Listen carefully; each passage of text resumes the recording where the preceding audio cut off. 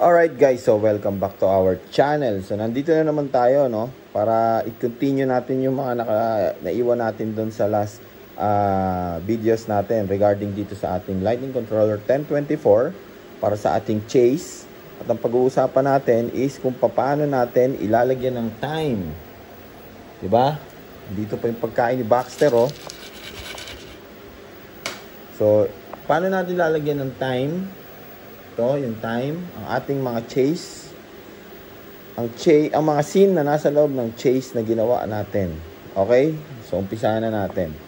Alright, paano ba natin i-edit ang ating chase? 'Di ba? So, ganito lang 'yan. So, punta ngayon kayo ng chase. Ayan. Ayan, chase. Tapos, edit chase or press playback to edit your chase. So, ito yung chase natin na i-edit. Ayan. Okay? So, nakita nyo, umilaw yung 8 ginawa natin, di ba? Nandito tayo ngayon, no, para lagyan natin ng time yung bawat scene natin. Okay? So, click nyo lang yung time. Yan. Once na maklik nyo, yan, hit playback to edit a time. Click natin yung number 1 natin. Okay?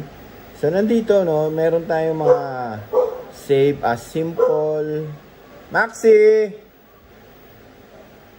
Wait in, wait out, fade out, LTP wait, LTP fade, link on.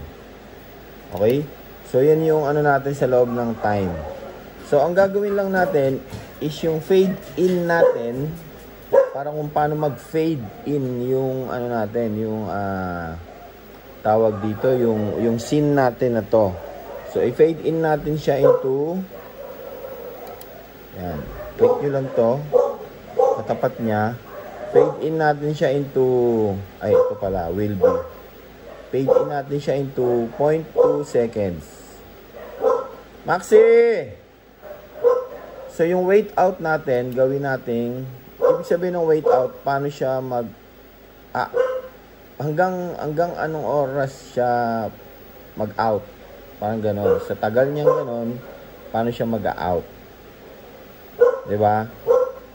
So, check natin kung gaano katagal yung oras niya. Pero, lagyan muna natin siya na mga 0.5.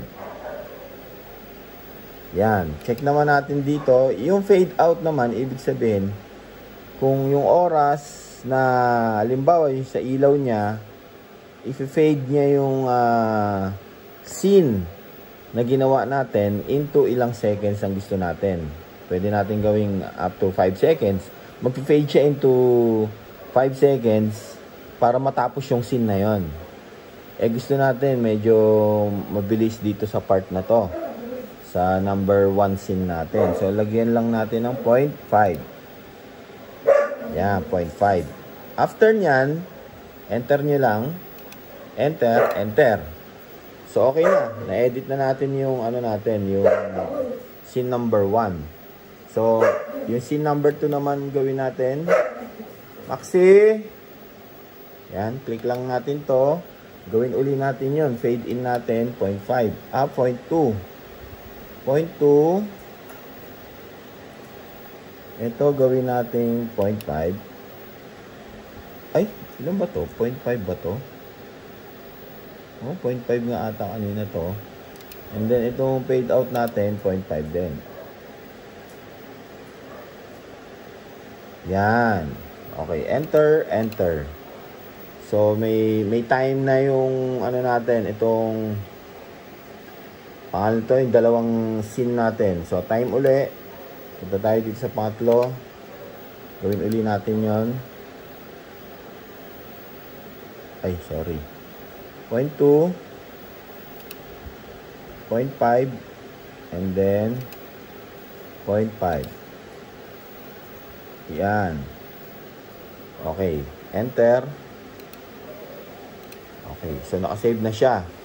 So, ito namang number 4 na to, ito yung ano nakaganon siya na parang 1, 2, 3, 4. So, ibig sabihin, tagalan naman natin yung nasa taas niya. Tagalan natin. No? Okay.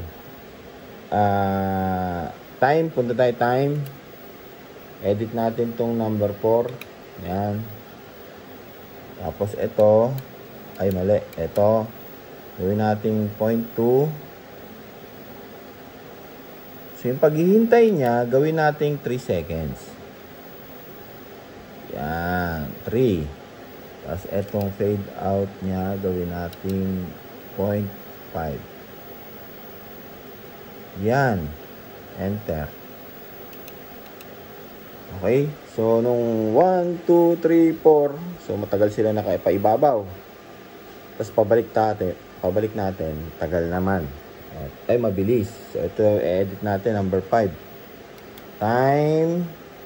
Click number 5. Yan. Edit natin ito. Gawin natin 0.2. Uy. 5. Okay, down. Ito. 5. Enter. Okay, time. Number 6. Bilis lang natin. Pabilisin natin. 0.2. 0.5. 0.5. Okay, enter. So na tayo. Time 7. No. Tama naman yun, no? 0.2.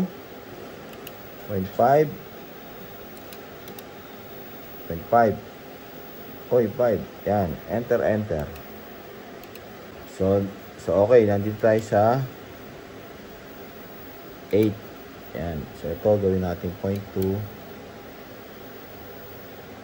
Oy, bilis. Ito, 0.5. Tapos ito, 0.5.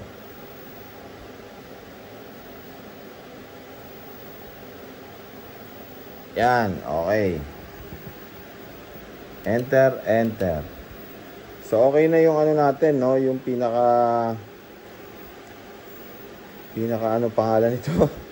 Chase natin, edit na natin time. Check natin kung tama ba yung pinaggagawa natin. Oh, asa na? Oh, naka-chase pa pala tayo. Alisin nyo yung chase. Yan. So, chase tayo. Check natin. Yan, di ba?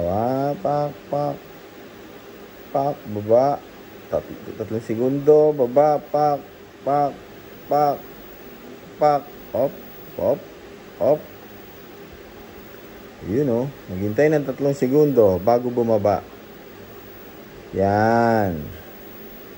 So, yung time na sinasabi natin, so, depende na lang yan sa gagawin yung mga show o chases na gusto yung mangyari. Pero, pinaliwanag lang natin is kung paano natin nagagamit o na-edit yung time button natin dito para ma-edit natin ang inyong chase, ang inyong scene sa loob ng inyong chase.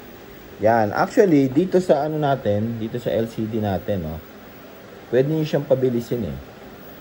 Ayan, oh. Ibig sabihin, ito, pwede natin gawing 0.1 sec. Okay yan, di ba? So, kung gagawin natin itong, ano, yan, oh, mas mabagal siya, oh. Oh, mas mabagal siya, di ba? Yan. So, meron din ditong, ano, speed. At pwede nyo gawin. Ayan, o. Whoop. Tak. O. So, kung gusto nyo mas mabagal, yan. Pabagalin nyo. Gawin nyo mga every 5 seconds. O. Ganito. Ito naman yung cross natin, yung sa cross mode. The way na mag-blend yung every scene niya, dito nyo ngayon ano. Sa ngayon naka ano siya, eh, oh. Gawin natin yung function niya. Ayan. Ito nyo yun, oh. O, ano ba pinagkaiba? So, depende na lang siguro sa gagawin nating na chases. Yan. So, nakuha ba yung ng time? Nakuha naman, no? So, kung meron kayong mga suggestion and mga comments, so, mag-iwan na lang kayo ng comment doon para ma-improve natin kung sino man yung mga mas nakakaalam dito. dito sa lighting controller natin. Paki-comment down below yung mga suggestion nyo and mga tips din para mas ma-improve natin at mas ma-improve namin kung ano man yung mga hindi namin nalalaman dito sa ating 1024 lighting controller natin, no? So sa ngayon, yan muna yung ano natin dito guys sa ating topic dito sa time editing sa loob ng Chase para ma-edit ang bawat scene sa pamamagitan ng time button na to. Alright? So, ganito na lang kami, no guys? Thank you and God bless. Alright.